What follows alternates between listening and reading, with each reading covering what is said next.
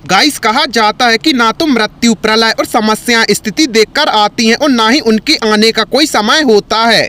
हम नहीं जानते कि दुनिया कब खत्म होगी या खत्म होगी भी या नहीं, लेकिन भगवत गीता की शिक्षाओं के अनुसार हम निश्चित रूप से ये कह सकते हैं कि जो पैदा होता है उसका अंत भी एक ना एक दिन अवश्य होता है।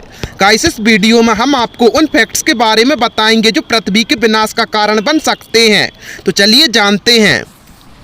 गाइस, ब्रह्मांड में पृथ्वी का निर्माण लगभग 4.5 अरब वर्ष पहले हुआ था और अब तक ज्ञात जानकारियों के आधार पर पृथ्वी हमारे सौरमंडल का तीसरा और एकमात्र ऐसा ग्रह है जिस पर जीवन संभव है।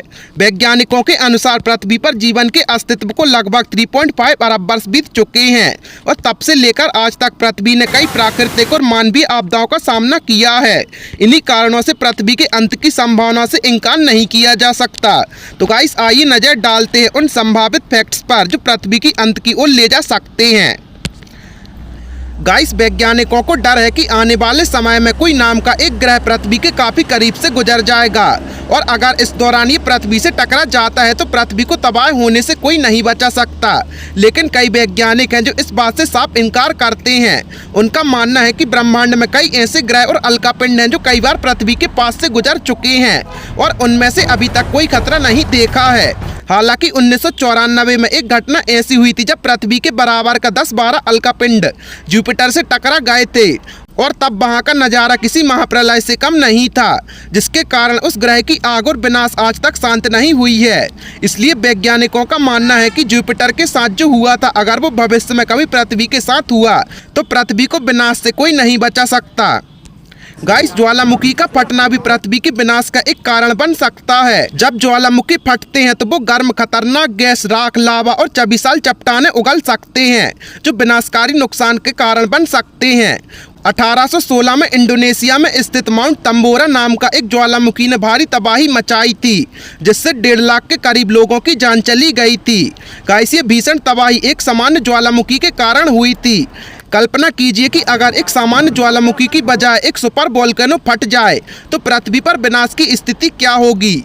सुपर वोल्केनो के फटने के दौरान ज्वालामुखी में से लावा निकलेगा।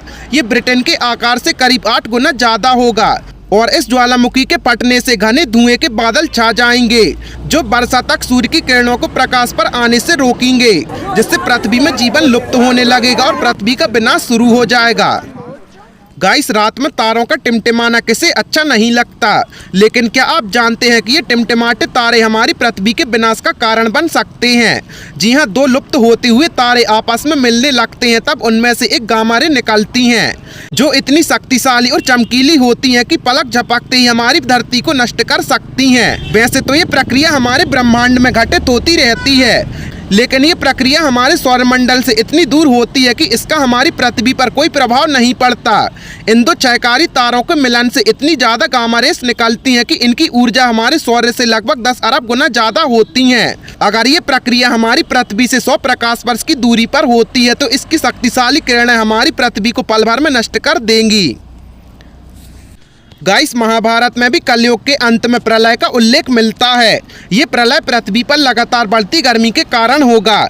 महाभारत काव्य में लिखा है कि कलयुग के अंत में सूर्य का तापमान इतना बढ़ जाएगा कि समुद्र, नदियां सूख जाएंगी, धरती पर बारिश पूरी तरह से रुक जाएगी और सूरज की ये भीषण आग धरती को पाताल तक भस्म कर देगी। सब कुछ जलकर राख हो जाएगा।